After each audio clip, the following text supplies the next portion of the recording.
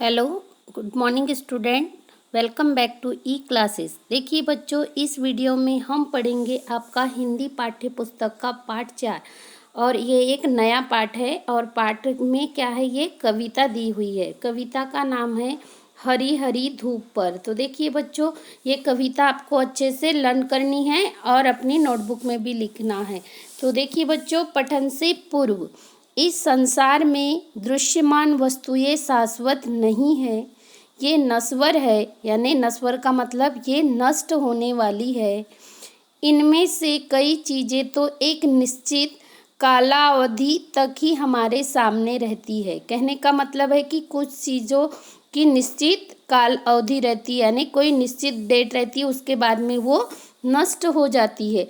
अतः उनके अस्तित्व का हमें आनंद उठाना चाहिए। यानी जो चीज़ हमारे पास दी हुई है उसका हमें आनंद उठाना चाहिए। यदि हम छोटी छोटी सुंदर वस्तुओं की अवहेलना करेंगे तो जीवन की कई खुशियों से वंचित रह जाएंगे।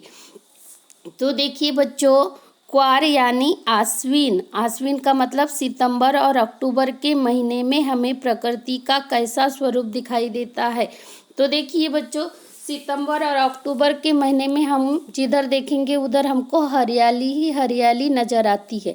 तो देखिए, जीवन मूल्य, जीवन जीने के लिए सही सोच, छोटी छोटी खुशियाँ ढूंढना व मनाना, प्राकृतिक सौंदर्य का अवलोकन करना, क्षणिक सौंदर्य के महत्व का प्रतिपादन करना ही इस कविता का उद्देश्य है। तो देखिए बच्चों, इस कविता का उद्देश्य क्या क्या है? प्रकृति की सुंदरता की ओर ध्यान देना, यानी प्रकृति कितनी सुंदर है उसको, उसकी तरफ देखना या ध्यान देना। व्यस्त जीवन में कुछ समय अपने लिए निकालना, यानी अभी लाइफ स्टाइल इतना ये हो गया है कि लोग अपने लिए समय नहीं निकालते, तो हमें अपने लिए कुछ समय निकालना चाहिए। जीवन में सब व्यस्त हो गए कि नहीं? जीवन में काम के महत्व को स्वीकार करके भी छोटी छोटी खुशियां मनाने का अवकाश खोज लेना। तो देखिए बच्चों, ये क्या है, इस पाठ का मुख्य उद्देश्य है। पाठ का नाम क्या है? हरी हरी दूब पर। दूब यानी घास पर। तो देखिए बच्चों, मैं इस कविता की रीडिंग कर रही हूँ, तो आपको भी अच्छे से इसकी रीडिंग करना है और अपनी नोटबुक में लिखना है। तो कविता है, हरी हरी दूब पर ओस की बूंदे अभी थी, अभी नहीं है, ऐसी खुशियाँ जो हमेशा हमारा साथ दे, कभी नहीं थी, कहीं नहीं है। क्वार की कोख से फूटा बाल सूर्य जब पूरब की गोद में पाँव फैलाने लगा, तो मेरी बगीचे का पत्ता पत्ता जगमगाने लगा।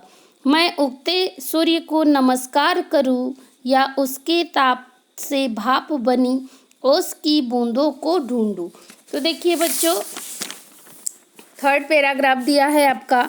सूर्य एक सत्य है जिसे झुटलाया नहीं जा सकता, मगर ओस भी तो एक सच्चाई है।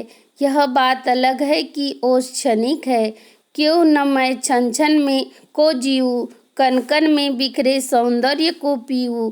सूर्य तो फिर भी उगेगा, धूप तो फिर भी खिलेगी, लेकिन मेरी बगीचे की हरी हरी धूप पर ओस की बूंद हर मौसम में नहीं मिलेगी। तो देखिए बच्चों, ये जो कविता है वो किसने लिखा है? अटल बिहारी वाजपेयी द्वारा लिखी गई है। किसके द्वारा? इसके कवि कौन है? श्री अटल बिहारी वाजपेयी, जिसका नाम आप सभी ने सुना है कि नहीं सुना है? तो ये कविता किसके द्वारा लिखी गई है? हरी हरी धूप पर अटल बिहारी वाजपेयी द्वारा लिखी गई है। तो देखिए बच्चों, इस कविता को बताने का मतलब यही है, यानी हमारे प्रातः काल के दृश्य का वर्णन करते हुए कवि कहते हैं कि घास पर ओस की बूंदें देखते ही लुप्त हो जाती है। तो देखिए बच्चों, प्रकृति की सुंदरता की ओर ध्यान देना है, यानी प्रकृति कितनी सुंदर है, कैसी है, इन सब चीज़ों को बताया गया है। तो देखिए बच्चों, इस कविता के माध्यम से हमें कवि अटल बिहारी वाजपेयी ये कहना चाहते हैं कि प्रकृति ने चारों तरफ हरियाली हरियाली दिखाई देती है, तो हमें इस समय का आनंद उठाना चाहिए। तो देखिए बच्चों, नेक्स्ट वीडियो में इसका मैं